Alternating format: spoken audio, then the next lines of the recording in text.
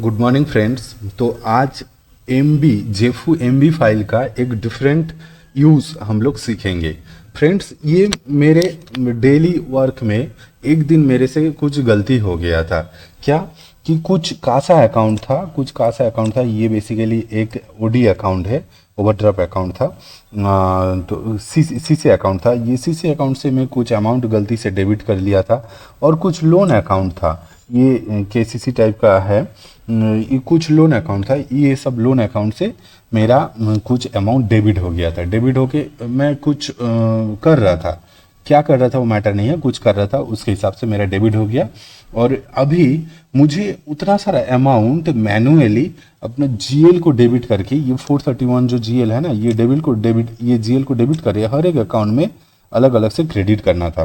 तो ये बहुत टाइम कंज्यूमिंग मैटर था। तो मैं सोच में पड़ गया क्या करूं। उसके बाद मैं ये जेफू के बारे में, एमबी जेफू के बारे में कुछ इन्फॉर्मेशन कलेक्ट किए। उसके बाद मैं एक चुटकी में 1 सेकंड के अंदर ये एक्सेल बना के वो जीएल डेबिट किए और सारा लोन अकाउंट और सारा जितना भी कासा अकाउंट था सब अकाउंट में एक साथ में क्रेडिट कर दिए थे।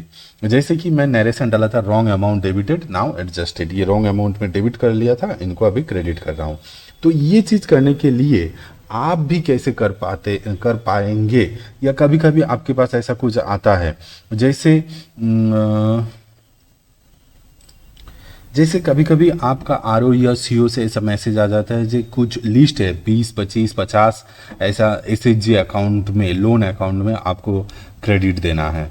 तो या दूसरा किसी अकाउंट में आपको क्रेडिट देना है, गोल्ड लोन के अकाउंट में आपको क्रेडिट देना है। तो उस टाइम आपका काम इजी करने के लिए ये वाला जेफू में कर रहा हूँ। तो ये एक मिक्सअप है। ये कैसा मिक्सअप कि आप कैसे क्रेडिट दे सकते हैं। ये सारा जो सी है ना, ये सी है क्रेडिट। कैसे कैसे क्रेडिट दे सकते हैं लोन अकाउंट में और कासा अकाउंट में एक साथ, कैसे क्रेडिट दे सकते हैं। तो इसके लिए सबसे पहले कुछ इन्फॉर्मेशन चाहिए। वो पहले इन्फॉर्मेशन देख लेते हैं। क्या क्या इन्फॉर्मेशन चाहिए। जो सैलरी, ये सैलरी जेफू है, ये सैलरी जेफू है। हम लोग जिसके ऊपर काम करेंगे वो सैलरी जेफू है। इसमें क्या क्या होगा, एग्रीकल्चर अकाउंट में क्रेडिट भी होगा। इट्स ए मल्टीपर्पज जेफू file for which can be handled. CASA debit हो सकता है, कासा क्रेडिट हो सकता है, लोन, जनरल, ओडी, ओसीसी और के एग्रीकल्चर अकाउंट और जीएल। ये लोन में क्रेडिट भी दे सकते हैं। लोन डेबिट करने के लिए एलएनडीआर फाइल है। लोन का जितना फाइल है ना उसमें क्रेडिट भी दे सकते हैं, और जीएल अकाउंट में भी डेबिट क्रेडिट हो सकता है। तो यहाँ से मुझे पता चल गया कि मैं लोन अकाउंट में क्रेडिट दे सकता हूँ। तो कौन सा ट्रांजैक्शन कोड है, 1008 for debit, 1408 for CASA credit and general loan credit. Loan में क्रेडिट करने के लिए 1081 और एग्रीकल्चर लोन में क्रेडिट करने के लिए 1673। तो यहाँ से मुझे इन्फॉर्मेशन मिल गया और मैंने कैसे बनाया इसको।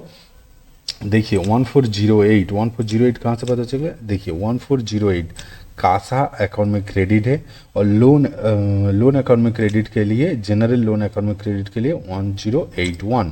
ये देखिए 1081 जनरल लोन अकाउंट में क्रेडिट हो रहा है, और कासा अकाउंट में 1408 में क्रेडिट हो रहा है। और जीएल अकाउंट डेबिट हो रहा है। जीएल अकाउंट कहाँ से डेबिट हो रहा है, 1005। कहाँ से, 1005। ये पहले था, ये जो है मॉडिफाइड है।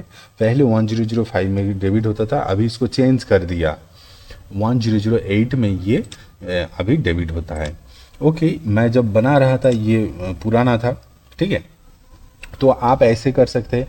ट्रांजैक्शन टाइप यहाँ पे थ्री मतलब जीएल, और 2 मतलब लोन अकाउंट, और 1 मतलब कासा अकाउंट। इस कदर आप लिखेंगे। उसके बाद कॉरस्पॉन्डिंग अकाउंट नंबर लिखेंगे और ब्रांच कोड लिखेंगे, और जो ट्रांजैक्शन कोड जैसा अभी मैं बोला ऐसा लिखना है, और डेट देना है। ट्रांजैक्शन डेट और प्रोसेस डेट सेम होना चाहिए, और वैल्यू डेट भी सेम होना चाहिए। उसके बाद कहाँ डेबिट हो रहा है, कहाँ क्रेडिट हो रहा है, उसके हिसाब से डी और सी लिखना है। और अमाउंट जो है यहाँ पे, अमाउंट एलसीवाई, अमाउंट ईसीवाई सेम होना चाहिए। ये कॉपी पेस्ट कर दीजिए, और 0.00 इस फॉर्मेट में होना चाहिए। जितना अमाउंट क्रेडिट हो रहा है उतना डेबिट हो हो रहा है कि नहीं, जितना अमाउंट डेबिट हो रहा है क्रेडिट, ये 54,353.18 और जैसा ही है ऐसा है। और उसके बाद आपको यहाँ पे नरेशन देना है। उसके बाद व्यू में जाइए, मैक्रो में जाइए, मैक्रो में जाके डाटा अपलोड में जाके रन कर दीजिए। और यहाँ पे आपको सबसे पहले MB लिखना है, उसके बाद DP कोड दीजिए, उसके बाद कौन सा डेट का था 2022-03-02.txt, ये डेट हमेशा रिवर्स ऑर्डर में लिखना है और उसके बाद ओके कर देना है। ऐसे कर देंगे तो आपका जो डेबिट है, वन अकाउंट डेबिट हो रहा है 54,353.18 रुपीज़ एंड क्रेडिट हो रहा है बाकी 20 अकाउंट में क्रेडिट हो रहा है। बस सिंपल ये होगा। उसके बाद जेफू फाइल क्रिएटेड सक्सेसफुली, तो टेम्प पे वो फोल्डर ओपन हो गया। टेम्प के अंदर C ड्राइव के अंदर जो टेम्प है वो टेम्प फोल्डर के अंदर देखिएगा, अभी जो लिखे MB450409 ये वाला एक्सेल, ये वाला टेक्स्ट फाइल आ गया। उसके बाद आपको जाना है, कहाँ जाना है, 7239 ये वाला option, 7239 file upload local file, ये वाला ऑप्शन में जाइए और अपलोड कर दीजिए। उसके बाद BA450 में फाइल अपलोड कर दीजिए। इस मैटर में आपको एक्सटर्नल सिस्टम कोड जेफू डालना है क्योंकि ये MB टाइप का है और फाइल टाइप MB चूज़ कीजिए। उसके बाद ऑफिसर के ID से BAM 96 करके ऑथराइज करवा लीजिए। बाकी जैसा जैसा है आपको स्टेटस शो करेगा, ये प्रोसेस है कि नहीं। अगर process while uploading in progress दिखेगा, आफ्टर अपलोडिंग अनऑथराइज दिखेगा। ये कहाँ दिखता है, ये वाला ऑप्शन में देखिए।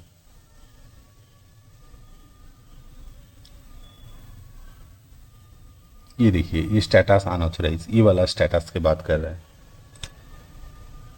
ओके, बस हो गया।